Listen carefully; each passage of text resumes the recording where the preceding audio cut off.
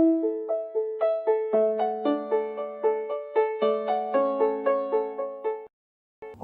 శ్రీ గురుభ్యో నమః. ఏ చక్రంబు యుగాంతవహ్ని పరివేశేచ్ఛా సముద్భ్రాంతి మత్ప్రాచుర్య స్థితి నిండు గడ్డివలి దైత్యానీకముందాల్చునో. ఆ చక్రంబు దినేశ కాంతి కిరణ వ్యాప్తిన్ మహస్ఫూర్తిమయి ప్రోచున్మమ్ముల యక్ష రాక్షసన్ ఓకార్చియో శ్రీపతి. సర్వశుభాలకు అధిపతి అయిన అందరికీ మేలు చేకూర్చే ఓ శ్రీపతి, ఓ వెంకటాచలపతి, ప్రళయకాలాగ్ని కీలల చుట్టూ ఉండే కాంతి వలయమా అనే భ్రమ కలిగిస్తూ ఎండుగడ్డిలాగా రాక్షసులను దహించే చక్రం సూర్యకిరణాలు ప్రసరించిన విధంగా వెలుగును పరివ్యాప్తం చేస్తూ యక్ష రాక్షస గణాలను నశింపచేసి మమ్ములను కాపాడుగాక. స్వామికి ఉన్నంత ప్రాముఖ్యం స్వామి పంచాయుధాలకు కూడా ఉంటుంది.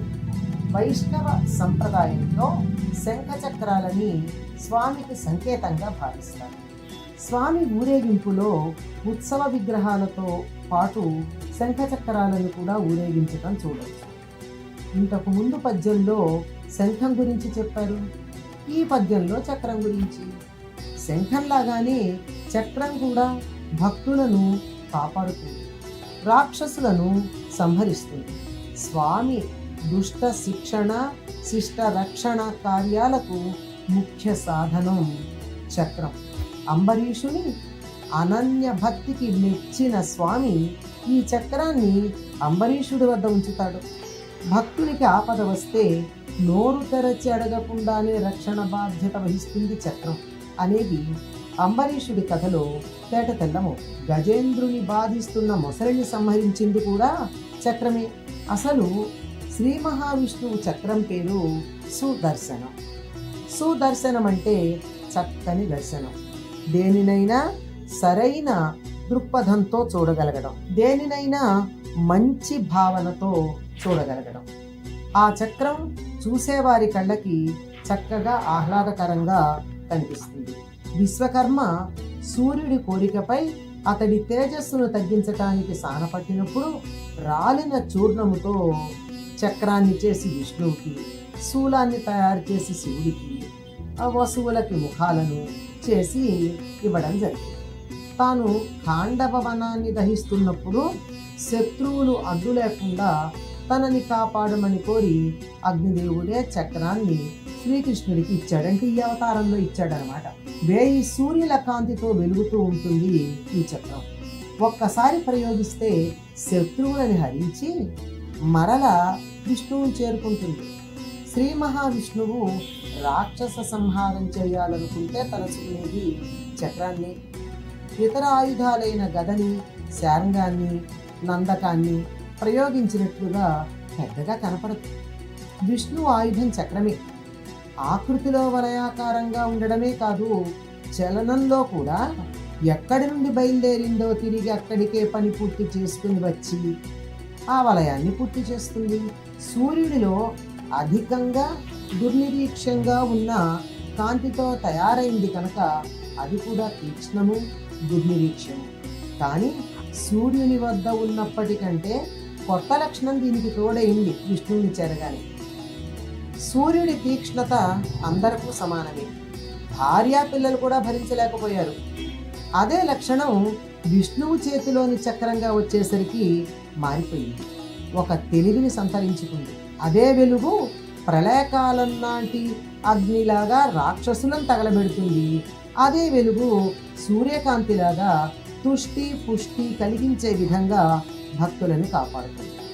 ఎటువంటి శక్తి అయినా, పనిముట్టు అంటే సాధనం అయినా ఉపయోగించే వారి సామర్థ్యాన్ని బట్టి వాటి పనితీరులో తేడా ఉంటుందని అర్థమవుతోంది కదా.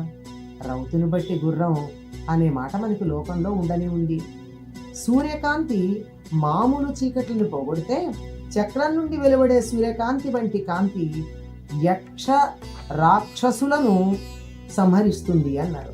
ఇక్కడ యక్ష రాక్షసులు అంటే భౌతికంగా యక్షులు రాక్షసులు అనేటటువంటి జాతుల వాళ్ళనన్నా నిజానికి వీటికి సంబంధించినటువంటి దుర్భావనలు ఏవైతే మనలో మానవులలో ఉన్నాయో వాటిని పోగొడుతుంది అని మనం అర్థం చేసుకోవాలి. అంటే మనలో ఉండేటటువంటి యక్ష సంబంధమైన రాక్షస సంబంధమైన దుర్భావనలు ఏముంటే వాటిని ఈ చక్రం తన వెలుగు ద్వారా పోగొడుతుందన్నమాట. చక్రపు వెలుగుని మాస్టర్ గారు ప్రళయాగ్ని పరివేషంతోనూ సూర్యకాంతితోనూ పోల్చారు.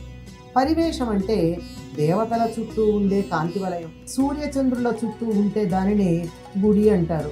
అంటే చంద్రుడి చుట్టూతా గుడి ఉందండి, సూర్యుడు చుట్టూతా గుడి ఉంది అని దానిని బట్టి వర్షాలు ఎప్పుడు పడతాయి, ఎంత కాలంలో పడతాయి, ఎంత బాగా పడతాయి అని మనకు పూర్వం లెక్క కడుతూ ఉండేవారు. ఈ పరివేషం ఆదిత్యులకి అంటే అదితి సంతానం దేవతలు వాళ్ళకి మాత్రమే ఉంటుంది.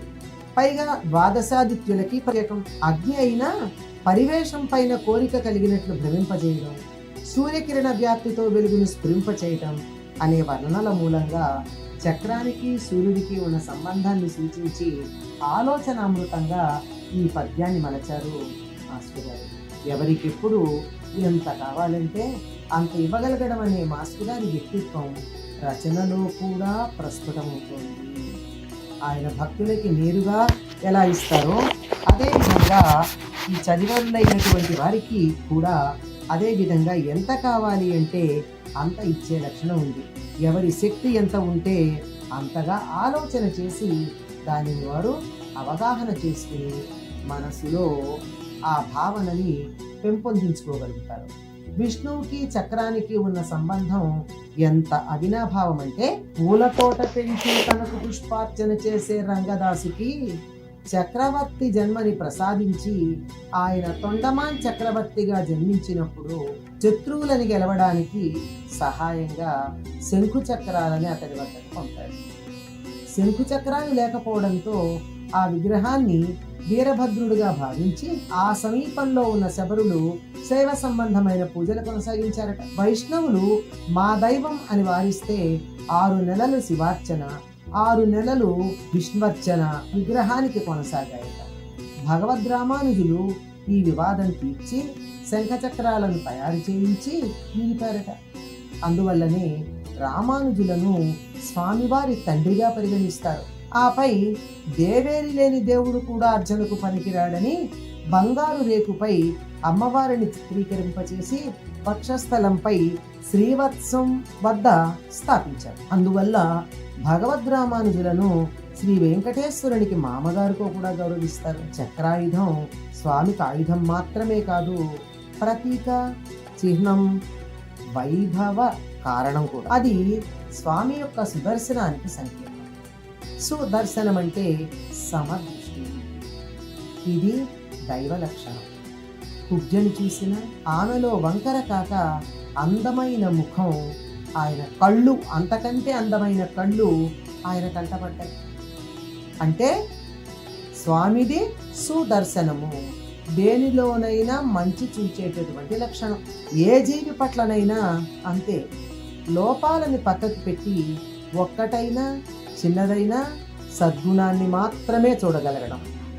అందరూ కుబ్జలో ఉన్న 3 వంకరలను చూశారు, త్రివక్ర అన్నారు. కానీ స్వామి మాత్రం కుబ్జలో ఏం చూశాడు? చంద్రుల్లాంటి ముఖాన్ని, కలువల్లాంటి కళ్ళని చూశాడే గాని ఆవిడ శరీరంలో ఉన్న వంకర్ని చూడలేదు. ఇదే సుదర్శనం. మనలో కూడా దైవీ తత్వం పెంపొందాలి అంటే సుదర్శనాన్ని అలవాటు చేసుకోవాలి. ఎదుటివారిలో ఉన్న లోపాలని కాక ఎదుటివారిలో ఉన్నటువంటి మంచి లక్షణాలని, మేలైన అంశాలని గమనించినట్టయితే మనలో ఆ క్షణాన సుదర్శనం ఉంటుంది. సుదర్శనం ఉంటే సుదర్శనం కలిగినటువంటి వాడు విష్ణువు గనక ఆ విష్ణు భావన మనలో పెంపొందటం జరుగుతుంది. అందుకే ఏం అలవాటు చేసుకోవాలి? చక్రాయుధాన్ని మనం, చక్రం తనకి ప్రతీకగా స్వామి చెప్పాడంటే కారణం ఏమిటి? ఏ జీవి పట్లనైనా లోపాలని పక్కకు పెట్టి ఒక్కటైనా చిన్నదైనా ఉన్న సద్గుణాన్ని మాత్రమే చూడగలగడం. ఎందుకంటే ఎంతటి దుర్మార్గుల్లోనూ ఒక్క మంచి గుణం ఉండే అవకాశం. స్పృశించి తట్టి మేల్కొల్పగలిగినట్టయితే వాళ్ళలో మరెన్నో దుర్గుణాలు పోయి వాటి స్థానంలో సద్గుణాలు వచ్చే అవకాశం ఉంది కదా. అందుకే ఈ దృష్టిని అలవరుచుకోమని స్వామి మనకి సూచించటానికి తన చక్రాయుధానికి సుదర్శనం అనే పేరు పెట్టారే, మరో పేరు పెట్టుకోవచ్చు కదా. సుదర్శనం అంటే ఇదే, ఎదుటివారిలో మంచిని మాత్రమే చూడగలిగినటువంటి నేర్పు సుదర్శనం. అది అంబరీషుడికి సిద్ధించింది గనక దానికి ప్రతీకగా తన చక్రాయుధాన్ని అంటే సుదర్శనాన్ని అంబరీషుడి దగ్గర ఉంచి వెళ్ళాడు విష్ణు. ఆయనకి ఎంతటి సుదర్శనం అంటే దుర్వాసుడు తన్ని శపించినప్పుడు కూడా కోపం తెచ్చుకోలేదే. ఆయన కోపం తెచ్చుకోలేదు గనక సుదర్శనం దుర్వాసుడు వెంటపడింది. వెంటపడి ఎన్ని లోకాల్లో తిరిగినా చివరికి విష్ణువు దగ్గరికి చేరితే, నా చేతుల్లో ఏం లేదయ్యా, వెళ్ళి నువ్వు అంబరీషుణ్ణే ప్రార్థించమని ఆయన చెప్పాల్సి వచ్చింది. అప్పుడు ఆయన ఏమని ప్రార్థించాడు, అందరి పట్ల నువ్వు దయ కలిగి ఉంటావు గనక, అందరిలోనూ దుర్వాసుడు కూడా ఉన్నాడు గనక ఆయన్ని కూడా దయతలచమని ప్రార్థించాడు. అంతేగాని ప్రత్యేకంగా ఏమని లేదండి. ఇది సుదర్శనం అంటే. సుదర్శన జపం, ధ్యానం, హోమం, శత్రు సంహారకాలని చెప్తూ ఉంటారు లోకంలో. సరిగా నిర్వహిస్తే అసలు విషయం శత్రువు చనిపోవాలని కాదు, శత్రు భావనని పోగొడతాయి. ఎవరికైతే మన పట్ల ఆ శత్రుత్వ భావన ఉందో అది పోవడం జరుగుతుంది.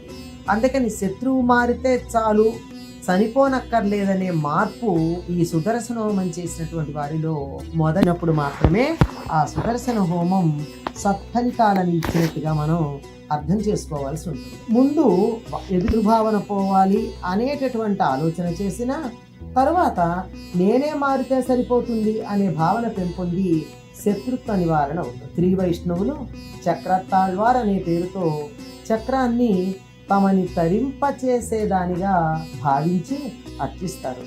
ఎన్నో సందర్భాల్లో స్వామివారికి ప్రతీకగా కూడా సుదర్శనాన్ని మనం చూడడం జరుగుతూ ఉంటుంది. తిరుమలలో చక్ర స్నాన సందర్భంలో స్వామివారితో పాటుగా స్నానానికి వచ్చేటటువంటిది స్వామి పుష్కరిణిలో ఎవరు అంటే, బ్రహ్మోత్సవాలు పూర్తయిన తర్వాత ఈ పద్యాన్ని భావన చేయడం ద్వారా మాస్టర్ గారు మనకి సుదర్శనాన్ని అనుగ్రహించుదురుగాక అని ప్రార్థన చేస్తూ, యకిరాలకులాంబోధి విధుమానంద రూపిణం అనంతార్యతనూజాతం కృష్ణం వందే జగద్గురుం శ్రీకృష్ణమాచార్యమనంతపుత్రం సత్సాధు మిత్రం కరుణాగ్రనేత్రం గురుం గురూణాం పితరం పితॄణాం అనన్యశేషశరణం ప్రపద్యే స్వస్తి.